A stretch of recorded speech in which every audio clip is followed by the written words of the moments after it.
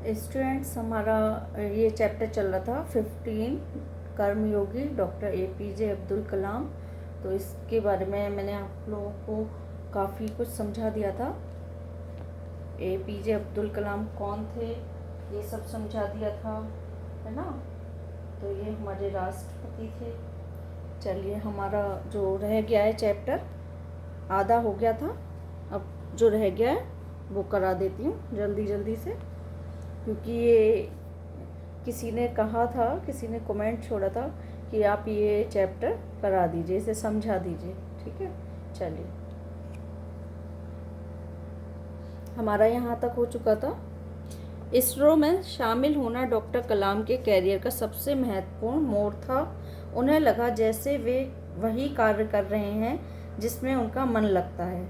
तो जब इसरो में शामिल हुए तो उन्हें एकदम जैसे मन मुताबिक कार्य करने को मिल गया, और ये एकदम से उनके कैरियर में एक तरह से बहुत चेंज आया, इनकी लाइफ में बहुत चेंज आया, है ना।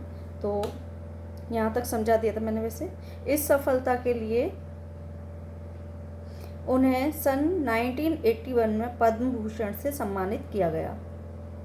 पद्म भूषण पुरस्कार, आप लोग जानते हैं पद्म भूषण पुरस्कार क्या होता है और क्यों दिया जाता है। पद्म भूषण पुरस्कार विशेष प्रकार की सेवा के लिए दिया जाता है, विशिष्ट सेवा के लिए दिया जाता है, जिन्होंने भारत में विशेष कार्य किए हों, उन्हें ये पद्म भूषण पुरस्कार दिया जाता है। ये भारत का तीसरा सबसे बड़ा नागरिक पुरस्कार होता है। इसकी शुरुआत जो है 1954 में की गई थी, और भारत रत्न देश का सर्वोच्च नागरिक सम्मान के तौर पर दिया जाने वाला पुरस्कार है। सबसे पहले कौन सा है? भारत रत्न देश का सर्वोच्च नागरिक सम्मान के तौर पर दिया जाता है, और ये पद्म भूषण तीसरे नंबर का पुरस्कार है, तीसरा सबसे बड़ा नागरिक पुरस्कार है, ठीक है। ये सबको पता होनी चाहिए ये बात। पद्म भूषण की को भी 3 श्रेणियों में बांटा है। कौन कौन सा? पहला है पद्म विभूषण, दूसरा पद्म भूषण और तीसरा पद्मश्री, ठीक है। 3 भागों में बांटा है। इनका नाम सन 1955 में ये नाम रखे गए थे, 3 श्रेणियों में ने बांटा था। पद्म भूषण किस लिए दिया जाता है? पद्म भूषण ये दूसरा सर्वोच्च नागरिक पुरस्कार है, और पद्म विभूषण जो है दूसरा सर्वोच्च नागरिक पुरस्कार है, और पद्म भूषण तीसरा सर्वोच्च नागरिक पुरस्कार होता है, और पद्मश्री चौथा सर्वोच्च नागरिक पुरस्कार होता है, ठीक है। और ये पुरस्कार विभिन्न क्षेत्रों में जैसे कला है, समाज सेवा है, लोक कार्य हैं, विज्ञान है, इंजीनियरिंग है, और व्यापार और उद्योग है, चिकित्सा है, और साहित्य और शिक्षा है, खेल कूद है, सिविल सेवाएं हैं, आदि के लिए दिए जाते हैं ये वाला पुरस्कार, ठीक है। और ये कब दिए जाते हैं? ये हर वर्ष गणतंत्र दिवस पर दिए जाते हैं। और किसके द्वारा दिए जाते हैं? ये राष्ट्रपति के द्वारा दिए जाते हैं, ठीक है। चलिए आगे चलते हैं। ये सबको पता होनी चाहिए, इसीलिए मैंने ये समझा दिया है। तो इन्हें 1981 में पद्म भूषण से सम्मानित किया गया। वर्ष 1963-64 ईस्वी के दौरान उन्होंने अमेरिका के अंतरिक्ष संगठन नासा की भी यात्रा की। नासा के बारे में भी मैंने आपको कल समझा दिया था। जैसे यहाँ का इसरो है, अमेरिका का नासा है, ठीक है। चलिए, और अगर और दोबारा से समझना हो तो कल वाली वीडियो आप लोग देख सकते हैं, तो उसमें काफ़ी अच्छे से मैंने समझाया है। चलिए, सन 1974 में पोखरण में परमाणु वैज्ञानिक राजा रमन्ना की देखरेख में जब भारत ने पहला परीक्षण किया तो डॉक्टर कलाम को भी वहाँ बुलाया गया। जब सन 1974 में पोखरण में परमाणु वैज्ञानिक राजा रमन्ना की देखरेख में जब भारत ने पहला परीक्षण किया था, तो ये भी वहाँ पे मौजूद थे, इन्हें भी बुलाया गया था। दिखाई दे रहा होगा सभी को। 70 और 80 के दशक में अपने कार्यों और सफलताओं से डॉक्टर कलाम भारत में बहुत प्रसिद्ध हो गए और देश के सबसे बड़े वैज्ञानिकों में उनका नाम लिया जाने लगा। इन्होंने ऐसे कार्य किए 70 और 80 के दशक में कि और उन कार्यों में सफलता भी इन्हें मिली, तो उसकी ही कारण इन्हें बहुत प्रसिद्धि मिली और ये प्रसिद्ध वैज्ञानिकों में इनका नाम आने लगा। ठीक है, भारत के। एक मिनट। भारत सरकार ने महत्वाकांक्षी integrated guided missile development programme का प्रारंभ डॉक्टर कलाम की देखरेख में किया। इस परियोजना ने देश को अग्नि और पृथ्वी जैसी मिसाइलें दी। Integrated guided missile development programme, ये क्या है? तो ये जो प्रोग्राम था एक तरह से, तो ये प्रोग्राम के जो जन्मदाता थे वो APJ अब्दुल कलाम ही थे। ये इन्हीं की सूझबूझ से ये प्रोग्राम बनाया गया है ना। और इसका उद्देश्य क्या था? इसका उद्देश्य था मिसाइल प्रौद्योगिकी के क्षेत्र में आत्मनिर्भरता प्राप्त करना। ठीक है, रक्षा बलों द्वारा विभिन्न प्रकार की मिसाइलों की आवश्यकताओं को ध्यान में रखते हुए इस कार्यक्रम के तहत 5 मिसाइल प्रणालियों को विकसित करने के लिए इस प्रोग्राम की शुरुआत की गई थी। ठीक है, समझ आ गया होगा कि ये क्या था प्रोग्राम। चलिए आगे चलते हैं।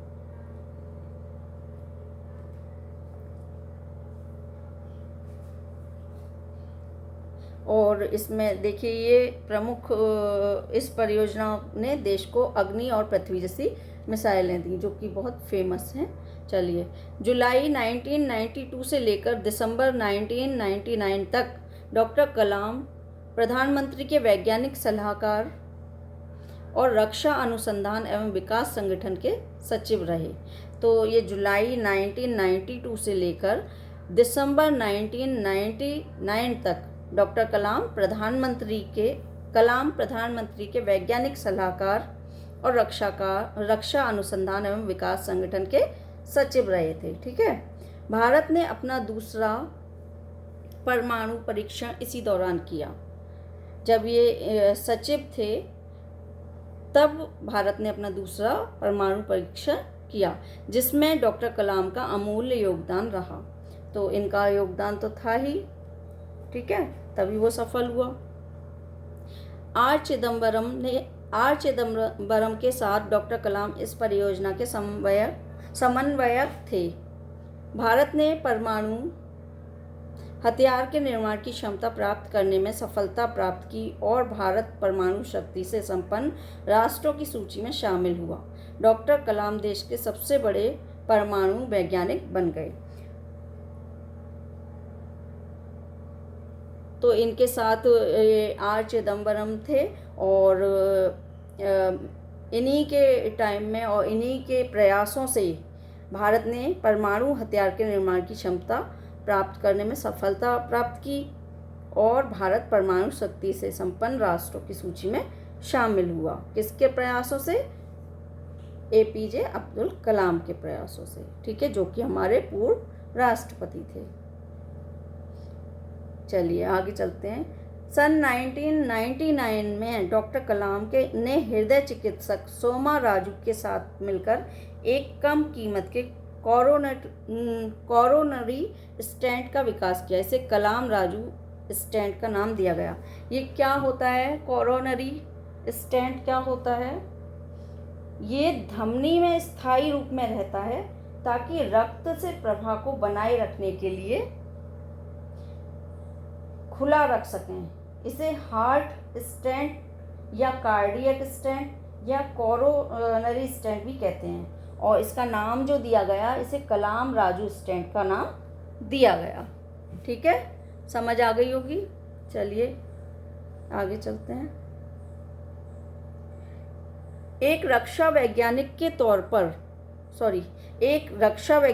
तौर पर उनकी उपलब्धियों पर प्रसिद्धि के मद्देनज़र सरकार ने सन 2002 में उन्हें राष्ट्रपति का उम्मीदवार बनाया। ठीक है, 2002 में ये राष्ट्रपति के उम्मीदवार बने। 25 जुलाई 2002 को उन्होंने भारत के 11वें राष्ट्रपति के रूप में शपथ ली। देखिए, मैंने बताया था ये 11वें राष्ट्रपति थे और इन्होंने 25 जुलाई 2002 को राष्ट्रपति के रूप में शपथ ली। डॉक्टर कलाम देश के ऐसे तीसरे राष्ट्रपति थे जिन्होंने राष्ट्रपति बनने से पहले ही भारत के सर्वोच्च सम्मान भारत रत्न से सम्मानित किया जा चुका था। देखिए, मैंने पहले ही बताया कि सबसे बड़ा सम्मान कौन सा सम्मान है? भारत रत्न, और ये तीसरे नंबर का हमारा था पद्म भूषण। ठीक है, अभी थोड़ी देर पहले ही बताया था। ये ऐसे तीसरे राष्ट्रपति थे जो कि भारत रत्न से सम्मानित थे राष्ट्रपति बनने से पहले ही। ठीक है,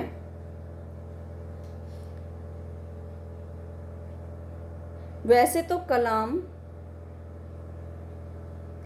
कलाम साहब राजनीतिक क्षेत्र के नहीं थे, लेकिन उनकी सोच राष्ट्रवादी और भारत के कल्याण की थी, इसीलिए उन्हें राजनीतिक दृष्टि से संपन्न माना जा सकता था। उन्होंने अपनी पुस्तक द इंडिया 2020 में भारत को अंतरिक्ष विज्ञान की दुनिया का सिरमौर राष्ट्र बनाने का विचार रखा। वे चाहते थे कि भारत परमाणु हथियारों के मामले में एक शक्तिशाली राष्ट्र बने। ठीक है, इन्होंने अपनी एक बुक लिखी थी द इंडिया 2020, तो उसमें एक भारत को अंतरिक्ष विज्ञान की दुनिया का सिरमौर राष्ट्र बनाने का विचार रखा था। ठीक है, आगे चलते हैं।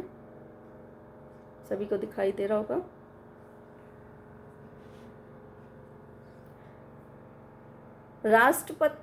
राष्ट्रपति पद से मुक्त होने के बाद डॉक्टर कलाम शिक्षण, लेखन,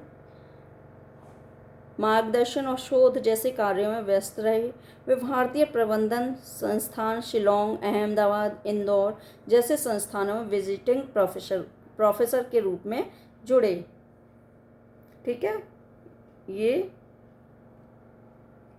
एक मिनट दिखाई दे रहा होगा। ये राष्ट्रपति के पद से मुक्त होने के बाद डॉक्टर कलाम शिक्षण, लेखन, मार्गदर्शन और शोध जैसे कार्यों में बिजी रहे और ये भारतीय प्रबंधन संस्थान शिलोंग, अहमदाबाद, इंदौर जैसे संस्थानों में विजिटिंग प्रोफेसर के रूप में जुड़े रहे। इसके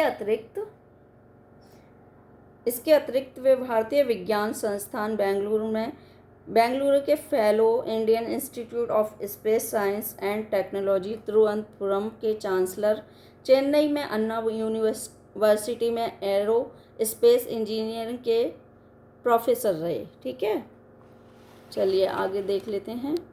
यहाँ तक समझ आ गया होगा और जहाँ ज़रूरी लगता है वहाँ समझा रही हूँ, फिर भी ना समझ आए तो आप लोग पूछ लीजिएगा। ये चैप्टर काफ़ी लंबा है तो वीडियो बहुत लंबी हो जाती है, अपलोड होने में बहुत दिक्कत होती है।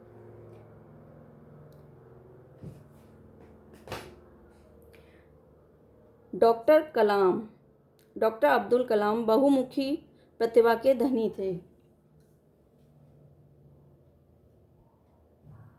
बहुमुखी प्रतिभा, आप लोग जानते हैं बहुमुखी प्रतिभा क्या होता है? बहुमुखी प्रतिभा का मतलब होता है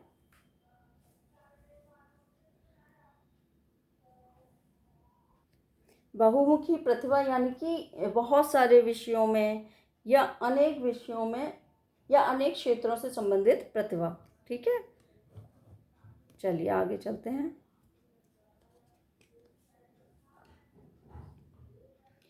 डॉक्टर अब्दुल कलाम बहुमुखी प्रतिभा के धनी थे। उनका व्यक्तिगत जीवन बेहद अनुशासित था। वो अपने व्यक्तिगत जीवन में भी बहुत अनुशासन से चलते थे। ठीक है, वे शाकाहारी थे तथा कुरान और भगवत गीता दोनों का ही अध्ययन करते थे। वो शाकाहारी थे। शाकाहारी तो जानते ही होंगे कि सब्जी वगैरह खाना, मांस मछली ना खाना, है ना। और कुरान और भगवत गीता, जो कि कुरान आप जानते हैं कि मुसलमानों का होता है, भगवत गीता हिंदुओं का, लेकिन वो दोनों का ही अध्ययन करते थे, दोनों को ही मानते थे। संगीत से उन्हें बेहद लगाव था। कलाम साहब ने तमिल भाषा में भी कविताएं लिखी। कलाम साहब ने तमिल भाषा में भी कविताएं लिखी, जिनका अनुवाद विश्व की कई भाषाओं में हो चुका है। देखिए, तमिल भाषा में तो वो बहुत अच्छी तरह जानते होंगे, क्योंकि वो एक तमिल परिवार को बिलोंग करते थे, है ना। चलिए आगे चलते हैं। उन्होंने कई प्रेरणाप्रद पुस्तकों की भी रचना की। भारत 2020 नई सहस्त्राब्दी के लिए एक दृष्टि, ignited minds, unleashing the power with in India, India my dream, wings of fire, my journey आदि। विंग्स ऑफ फायर उनकी आत्मकथा है ना। तो ये सारी पुस्तकों की उन्होंने रचना की, और जो विंग्स ऑफ फायर है वो उनकी खुद की आत्मकथा है, जिसे उन्होंने भारतीय युवाओं का मार्गदर्शन करने की शैली में लिखा है। ठीक है, चलिए। डॉक्टर कलाम को विश्व भर के 30 से अधिक विश्वविद्यालयों ने डॉक्टरेट की मानद उपाधि से विभूषित किया। डॉक्टरेट की उपाधि आप लोग जानते क्या होता है? डॉक्टरेट की उपाधि एक तरह से शिक्षण कार्य करने के लिए, मतलब ये होता है कि अब ये शिक्षक बनने के लायक है, मतलब। ठीक है, अभी आप लोग इतना नहीं समझ पाएंगे। चलिए आगे चलते हैं। सन 1997 में भारत सरकार ने उन्हें देश के सर्वोच्च नागरिक सम्मान भारत रत्न से सम्मानित किया। मैंने बताया था ना कि भारत रत्न जो होता है पहला नागरिक सम्मान होता है, और तीसरा मैंने बताया है आपको पद्म भूषण। ठीक है, चलिए। सम्मानित किया उन्होंने एस्ट्रोनॉटिकल सोसाइटी ऑफ इंडिया का आर्यभट्ट पुरस्कार तथा राष्ट्रीय एकता के लिए इंदिरा गांधी पुरस्कार भी प्रदान किया गया। डॉक्टर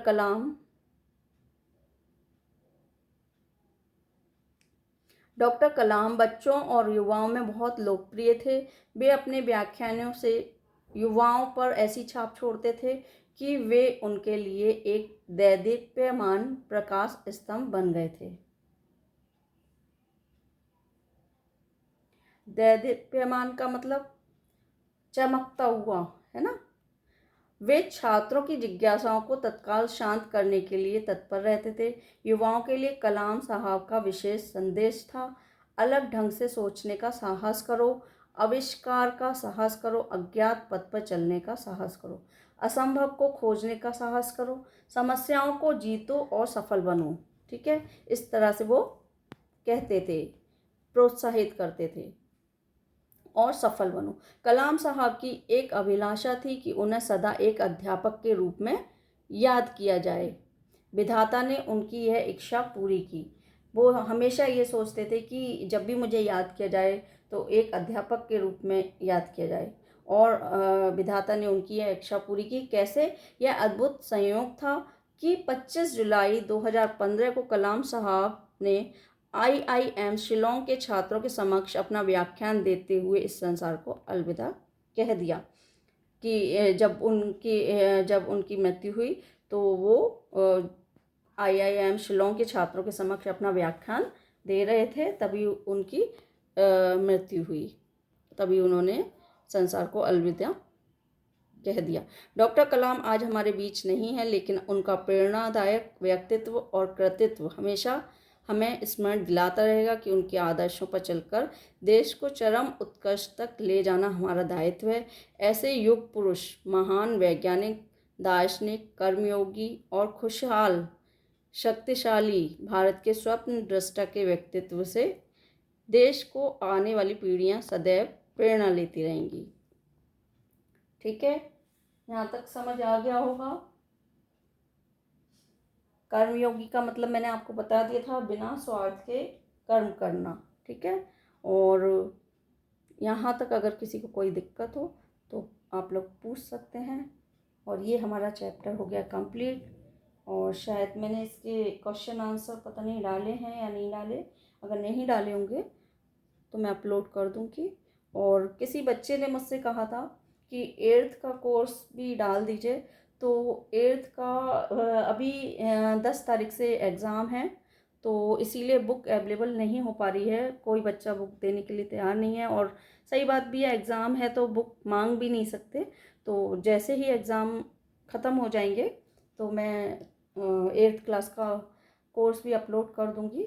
और 7th तक पढ़ाती हूँ, 7th पढ़ाती हूँ, तो उसी का कोर्स ज़्यादातर डालती हूँ।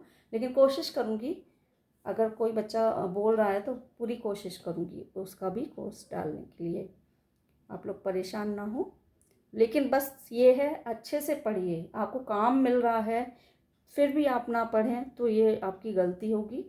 और मैंने बस इसीलिए ये चैनल स्टार्ट किया है कि जो बच्चे नहीं कर पाते, या जिन्हें बहुत दिक्कत है, क्लास में जल्दी नहीं लिख पाते, गंदी राइटिंग की वजह से, या स्पीड कम है, तो वो अपने घर पे अच्छी अच्छी राइटिंग में लिखें, लेकिन पढ़ें, याद करें, जिससे नंबर अच्छे आएँ। और जो लोग नए हैं, चैनल को सब्सक्राइब ज़रूर कर दें, लाइक शेयर कमेंट करते रहें। Thanks for watching.